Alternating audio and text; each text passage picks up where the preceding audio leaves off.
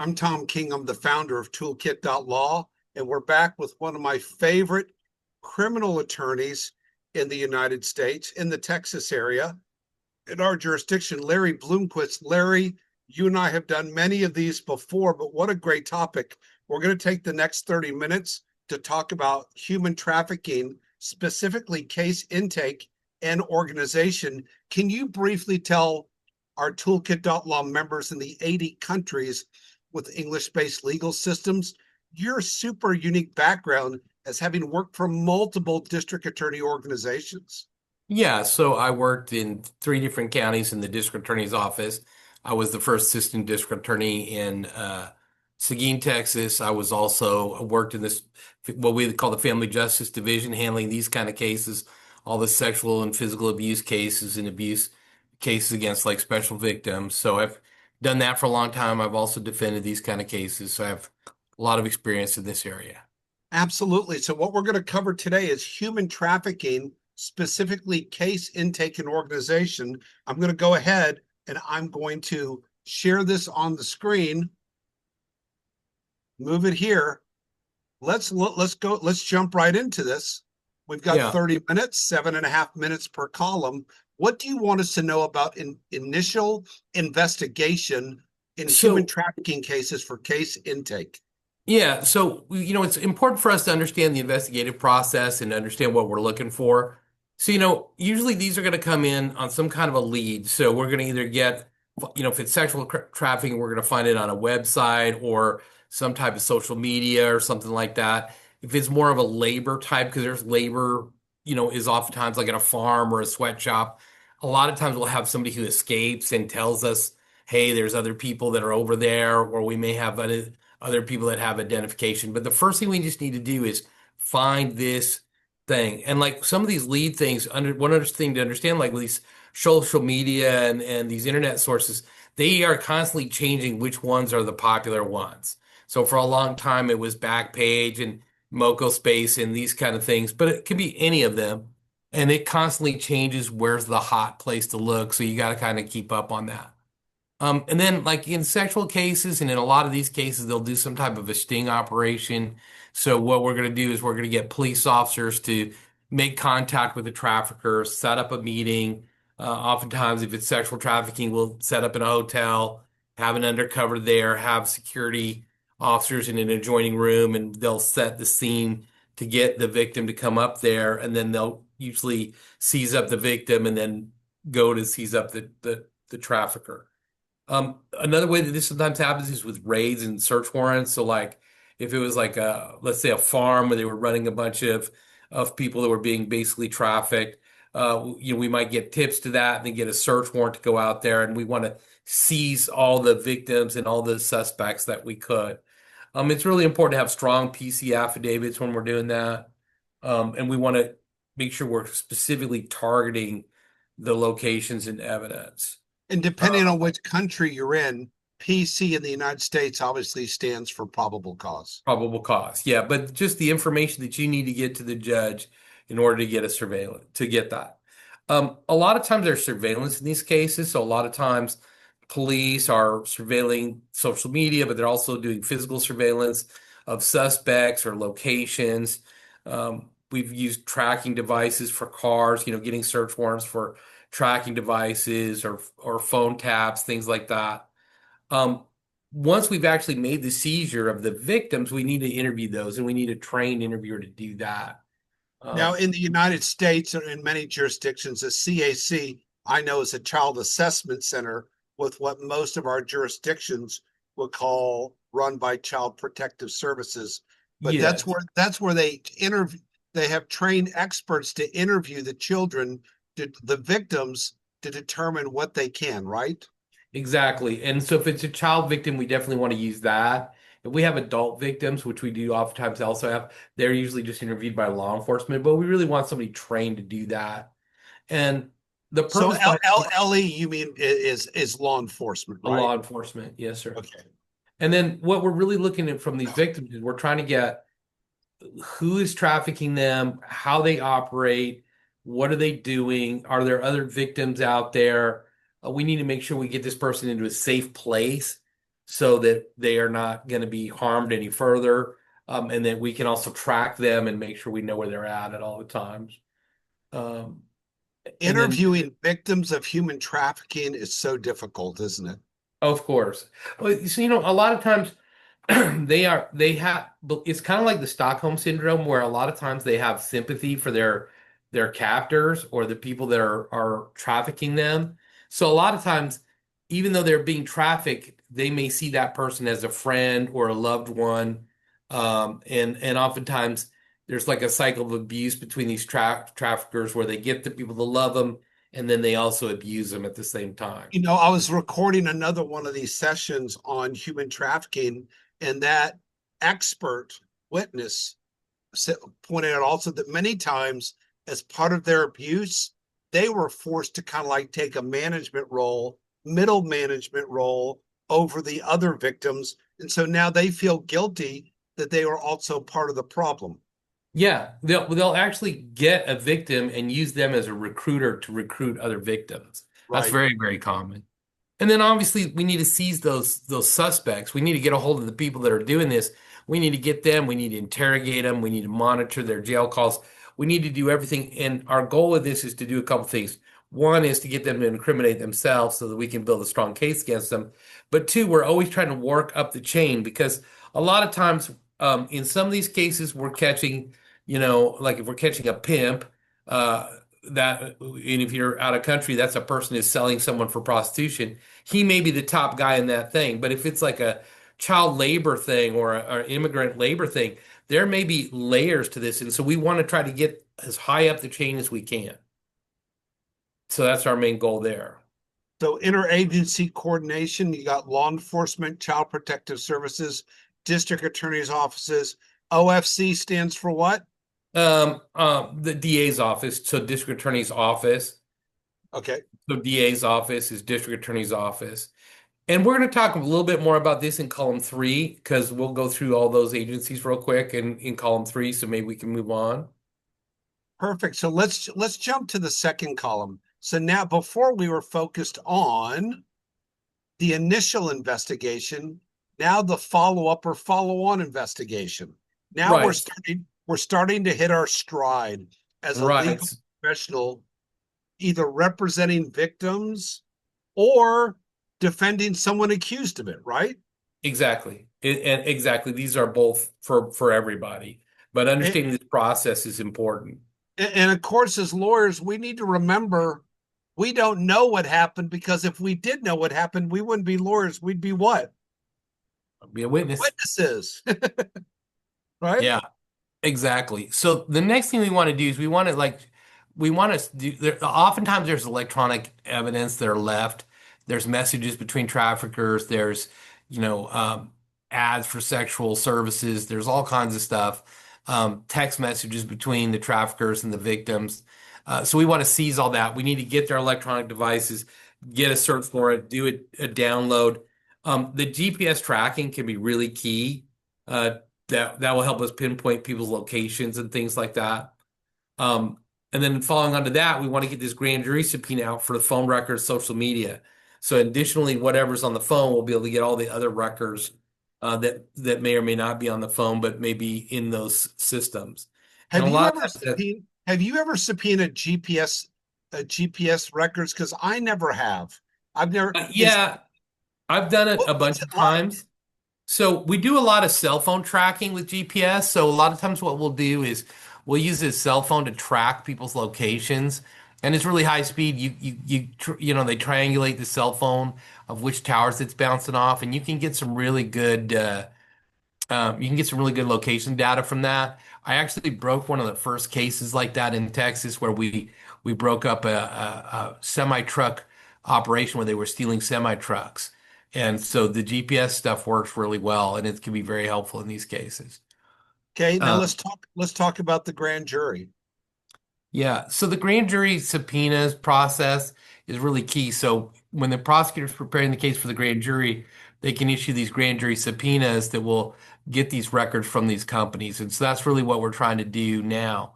And we're always trying to identify any other suspects or past victims, clients that may be buying the services of these people, that kind of thing. And then Okay. when we do this seizure, like usually this at the place that it's seized, maybe a hotel room, it could be a sweatshop, it could be like a farmhouse or whatever. You know, we're going to want to get any weapons, drugs, drug paraphernalia, restraints, handcuffs, zip ties, ropes. We've seen that a bunch of times. If it's a sexual case, we want to get condoms, lubricants, sex toys, whatever Right. might. Tools of the trade, right? Tools Yes, of the trade. exactly. And then hotel receipts, ledgers, and other documentation. Sometimes you can find some really great stuff. You know, you find a hotel receipt and you find other hotel receipts that show they've been in and out of that hotel for days. So I that's had I something. had I had another expert share something with me related to this topic, and they said one giveaway is if they don't speak your country language well, except where if their vocabulary is much higher in the area that you're investigating, right? So Oh yeah. if their vocabulary is terrible, except in the area of sex and sex objects and sex acts, right? That Oh can yeah. be one giveaway. If they don't speak good English, but they are part of like, a carjacking ring, and they know everything about low jack and whatever terminology might be particular to that industry, that's something to look for also as part of your investigation. And sometimes the traffickers are really using the language barrier as a way to secure their victim. We see a lot of like people that have household servants that are being basically slaves, and a lot of times they'll exclude them from speaking any kind of English because they don't want them to have any ability to get outside the house and function. Um, so oftentimes we need to do a medical exam of these people. You know, they may have injuries or, things like that. So we really want to get a comprehensive medical exam. I think that's really, really important. um, Police photographs. So, we want to photograph the scene. We're looking for anything that might set the scene for, like, if people are being held in like bad conditions or something like that. So, maybe a mattress on the floor, but like 20 mattresses on the floor of a trailer or something like that. Yeah, I'm going to transition real quick to something. So when you're dealing Yeah. with photos and videos and images in Toolkit.law, if you go to our creative suite, we have an audio editor tool, we have an imager tool, and we have a video editor tool. So if you need to crop the video or flip it or loop it, or if you need to gray out the faces of children, or if it's online on a social media platform, you paste in the social media web link here, and then you paste it, it'll download it. So if you have video evidence, as a lawyer, we don't know how to use Adobe Premiere. So we created this for you as part of Wow. our creative suite. If you don't know how to use Photoshop, we've got all these different tools to mirror, to paste, to rotate, to resize, to scale, to crop, because lawyers, you know, modern legal professionals, and some of those who aren't so modern don't know how to use Photoshop. So we put it all here 30 brief, quick tools for images. And then same for audio. I had an audio file, Larry, and the volume was too low. Yeah. So I quadrupled the volume. I just That's awesome. I just Well, opened up I just opened up the audio file, and then I went into here. Let's see if yeah, I do have one. Okay. And then I go 100%, and I increased it to 400%. And then I just downloaded it, and in any of these file formats, it'll also convert to all these file formats. So when you're yeah, dealing with evidence, if you're a Toolkit.law member, go to our suites. I didn't know whether to call this our creative suite or our evidence handling suite, right? Because yeah. it's the same. Our PDF editor, our imager, our audio editor, our video editor. We spent 6 months building these tools as a replacement for Adobe Creative Suite. If you know what Adobe Creative Suite is, you know what a value this is. If you don't, you couldn't use it anyway, so you should be using our tool. Okay, Absolutely. back Well, back that's to that's fantastic. That'll save you a lot of money too. Hiring other professionals to do that. so next time you do something with an audio file or a video file, I want you to call me and tell me how it went, Larry. I'll do that for sure. I got another trial coming up at the end of the month. I'll jump on there. So we're finishing up the yellow column on the right. Yeah. So We're one of looking the things, we're looking at the photos. So now about keeping them in custody to protect victims and investigations. Start yeah. pick up back So here. one thing we really want to do is stack up these charges because the more counts I have, the more bonds I have. So if I do a 10 count indictment, that's going to give me more bond amount. So that'll help me keep the person in custody. And I need to keep them in custody for two reasons. One, so they don't go tell the other traffickers about the investigation. And two, so that they don't go and try to intimidate the witnesses. And so then we want to try to keep them in jail. So we want to increase that bond, stack up the charges, find a friendly magistrate that's going to help us get a high bond set, do all those things.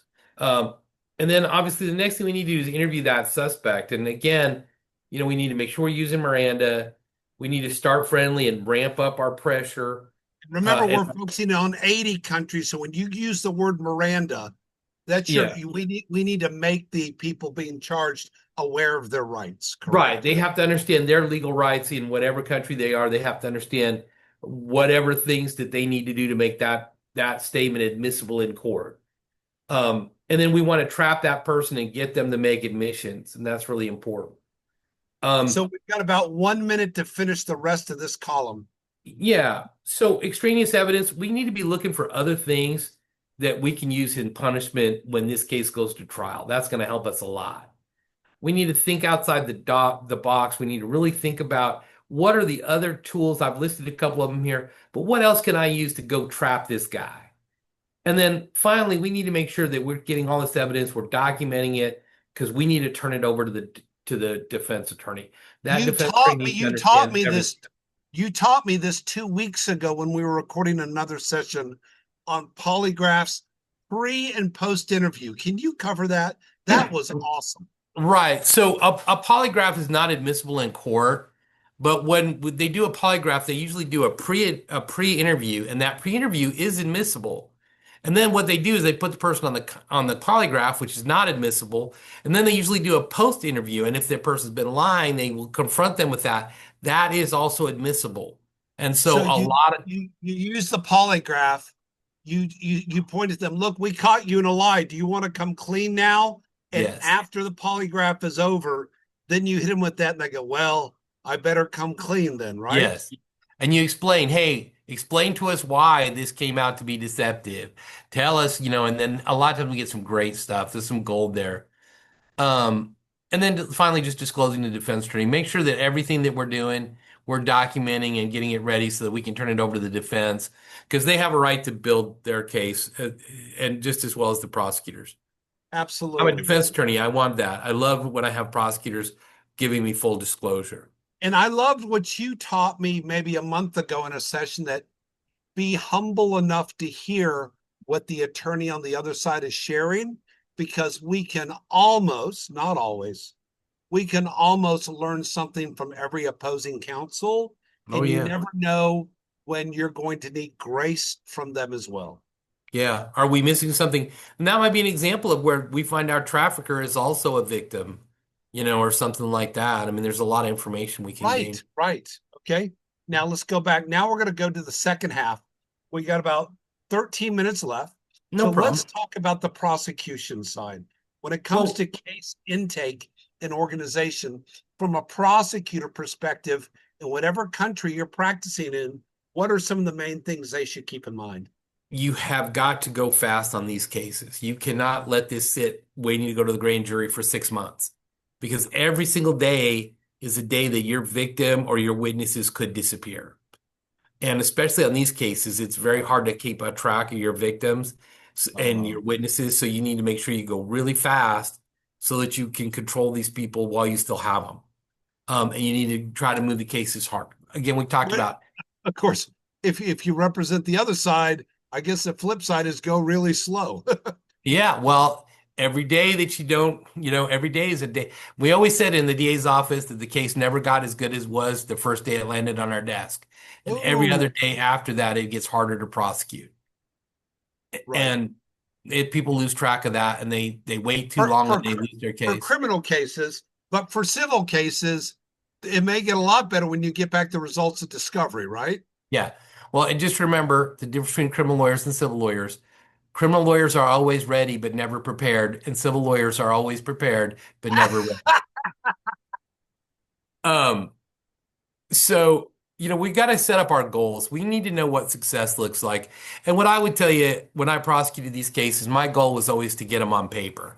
In other words, I didn't want deferred adjudications. I wanted prison sentences, even if it was a short prison sentence, because that's going to set them up for down the road for a later criminal enhancement. So I want to get them on paper where they can't say I didn't get convicted. I want them to have a conviction. And I'd rather have a 3-year prison sentence that I can later use for an enhancement than an 8-year deferred.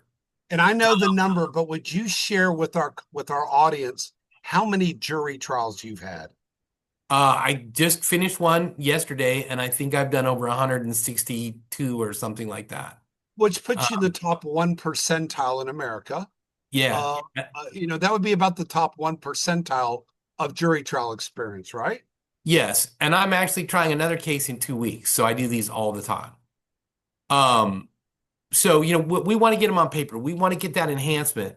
We're going to need to keep these victims we need to keep them, we need to be in contact with these people. We need to know where they're at. We need to know how to contact them. We need to give them the services so that we can get them into the courtroom because, you can lose this case if you lose these people.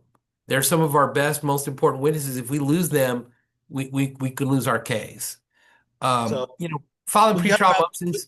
got about 3 minutes left in this blue column. Yeah. So again, we talk about this plea negotiation. So I'm going to skip pretrial motions. It's pretty self-explanatory. Pretrial motions are plea negotiations. Prosecutors make an initial offer, leave some room for it, go a little bit higher and then leave yourself some room to throw a bone to the defense lawyer. Focus again on prison, not deferred adjudication. Get them on paper. Make sure that there's a history of this so it can be used later. And then defense attorneys make reasonable counteroffers. If you don't go in there and say, I want a dismissal, an apology, and a trip to Disneyland, you need to go in there and say, hey, look, your offer's 12 years. This is why you should give me 4 years and have reasons. Give me this 4 years because these are the problems with your case. Don't beg, don't whine. Go in with reasons. This is why you have to help me out. If you give me 4 years, I'll get the deal done. And that's how you do the best work for your client. Um, And, you know, and you and I think, have talked about this before. As prosecutors in our country, we have a sworn duty not to prosecute, but to do do justice. justice, yeah. And if you're a prosecutor, I've got a little bit of trouble a few times because I dismissed so many cases, right? You never want to overstate your evidence. You never want to overreach, but you also need to remember your primary oath, right? Absolutely. Absolutely. To do justice. And I know you and I have talked about that when we had that great breakfast together a year and a half ago in the city of San Antonio in the United States. And we talked about our differing, yours is far more extensive, but we talked about that and the importance of, as a prosecutor in the country you're in, if your oath is to do justice, if all you do is that, and you can look in the mirror and look your spouse in the face and say that you did what was right, that goes a long ways to dealing with difficult decisions. And being fair on both sides, because I will tell you, in criminal law, we kind of keep running against the same prosecutors and the same defense lawyers, and your reputation is so key. If you Uh, lose your reputation as an honest dealer, no one will listen to you. So if you go and tell somebody something and they catch you in a lie or a fib, I don't care whether you're a prosecutor or a defense lawyer, you've now lost all your future dealings with that person. And one thing that we always have to remember is although we're zealot advocates for these cases, we can't let this case that trying to win this case in the short run ruin our reputation or ruin our credibility for the future because that hurts if all of our other if clients. you aren't at least as passionate about your reputation as you are passionate for your clients, then you are suffering from the malady that younger lawyers have today. Many of them don't even know the phrase, your word is your bond, right? Yeah. My dad, Absolutely. as a lawyer, taught me that. He was a JAG in the military, which is a prosecutor in the military. But your integrity in your word is critical, right? Yeah, absolutely.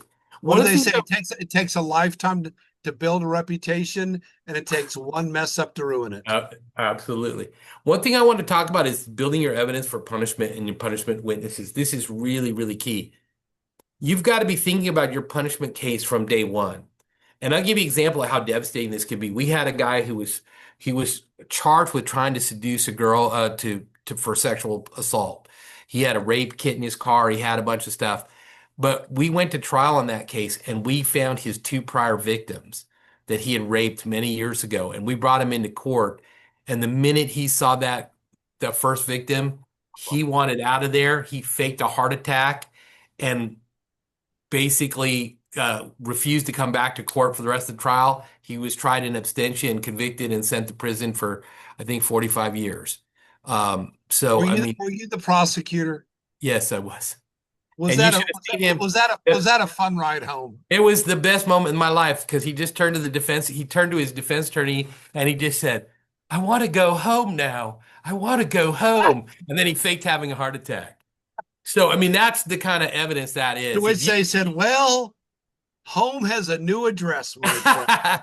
You yeah, can go home, but it was welcome devastating. to Alcatraz." Right? Yeah. Yeah, it was absolutely devastating. He just did Oh, not want to be there anymore. I want to go. And then aftermath, like after this trial is over, I need to sit down with my team and I need to talk to them. Hey, what could we do better? What did we do great? What do we need to do? We need to talk to our witnesses and our victims, whether we win or lose. You know, whether we win or lose, we need to sit down and talk to these people and kind of give them an attaboy and explain the process to them and make them feel like, hey, we're not just throwing you away like a used Kleenex. That you were valuable to us, you helped us, and we still care about you. And then, I love your other three bullets at the bottom here. Following up counseling with victims. yeah, Say, okay, savor your victories, but don't ever over celebrate them. I do have a rule that whenever you win a case against a lawyer, don't call them back that day. right. Well, here's what I will tell you what I do because the biggest thing that happens to lawyers, in my opinion, Tom, the reason why lawyers don't win cases is because they're too afraid to try them.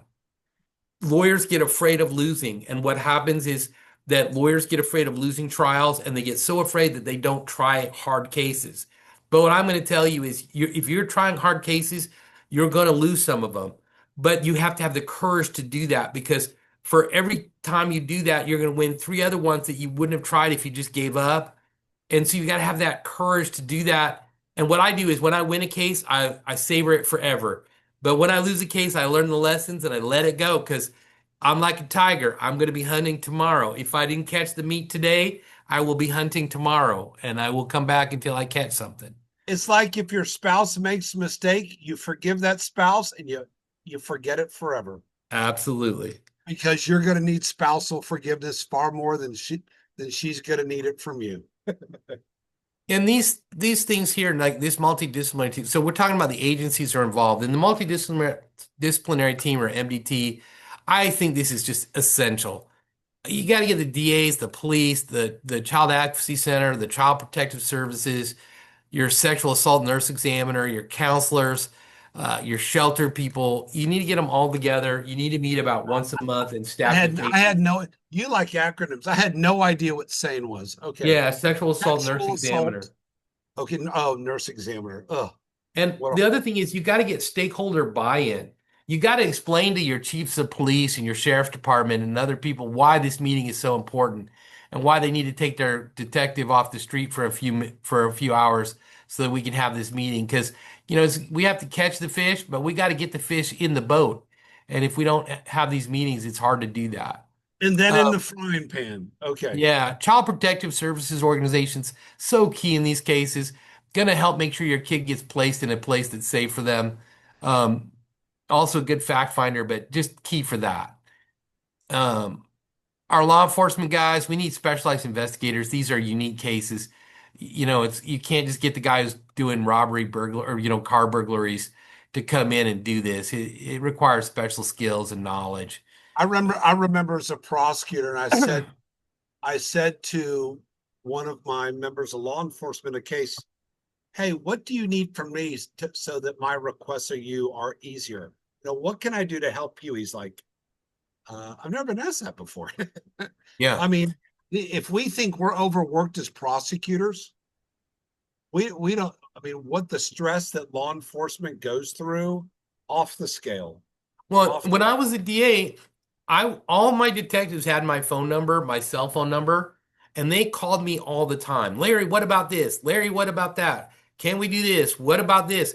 And we really worked together closely, and I'm still close friends with all those guys. But that relationship between us was really, really important. Um, Okay, child advocacy centers we've talked a little bit about yeah, before. What do you just want to talk about these next two boxes? the thing I would tell you, this child advocacy center, when you have child victims, is just key. We need to do only one interview with these kids. We don't need them to be talking 20 times to different people, making statements they're going to use against them. And We need to have some, re-traumatizing them. absolutely. And then they're going to have the experience and training to do that, and they're very helpful. If we have sexual abuse that occurred in the last 72 hours, we want to get them to the scene for DNA and forensics. But even if it was an older case, we might want to have them taken over there so that they can get the history, because that's the only exception. The only exception to my two interview rules is CAC and the SANE, because the SANE will oftentimes, sometimes they'll tell something to the nurse that they wouldn't tell to the CAC interviewer. So that's my only exception to the two interviews on child witnesses. Okay, Uh, let's wrap this up. What do you yeah, got? just doctors, Cree, use your grand jury subpoena, get the medical records, talk to those doctors, go over their reports, document all the injuries, really important. And then the DA's victim services, these are the people that run the day-to-day work with the clients, with the victims and witnesses, and they're just critical in these cases. And then, your prosecutor is going to be your shot caller. He's going to be involved in the investigation. Again, specialized training in these cases is so critical, and then you're going to have to build up a relationship with these kids. Because what I'm going to tell you is when you try these cases, it gets really hard for kids and other and adult victims.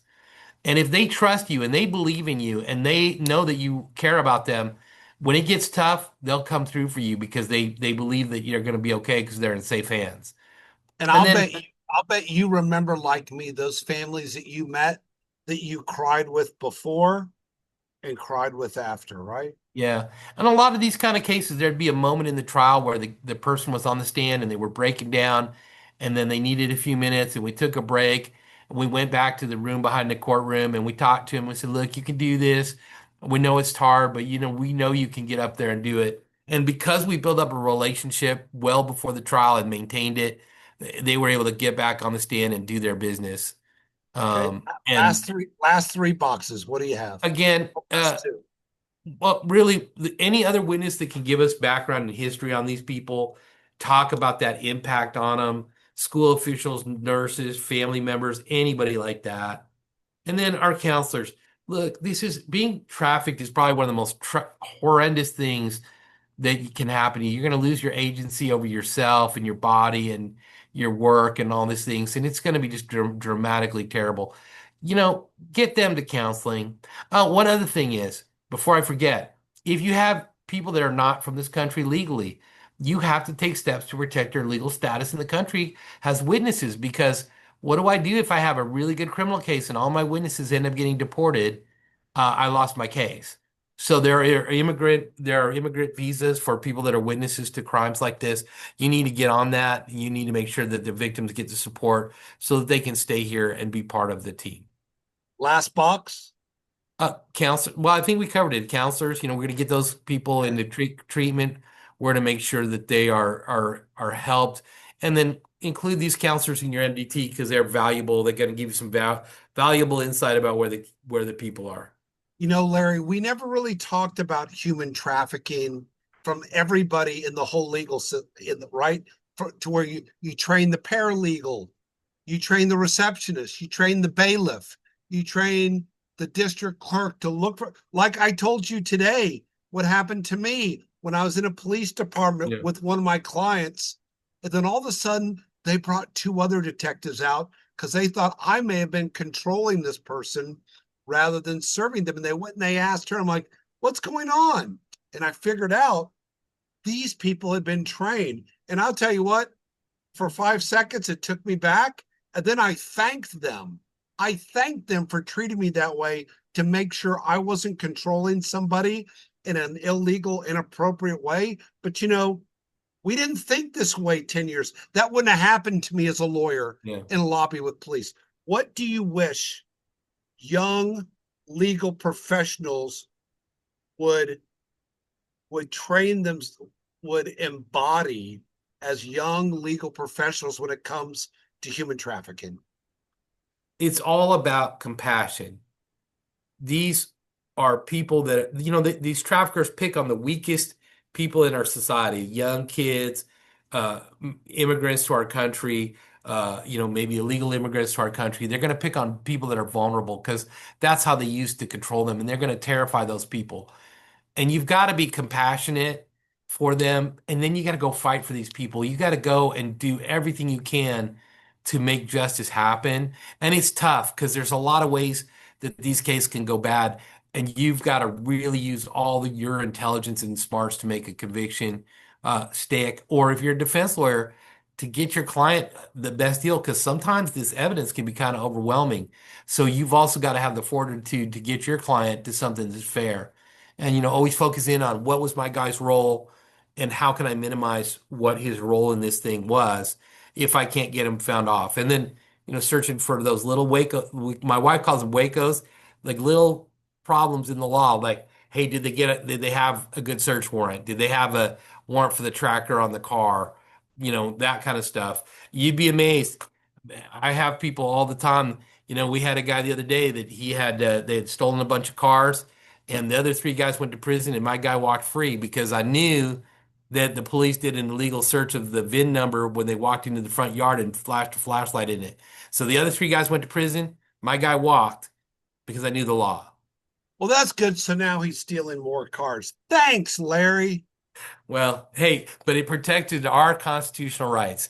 And so, that if it's not for, if you remember your defense lawyers, if it's not for those people, our constitutional rights would just I agree. disappear. I agree. And so we have a duty to do, if you're a defense lawyer, you've got a duty to do, to go and make, and you know what? Those police officers, after they learn that hard lesson, are going to be better police officers. Yeah.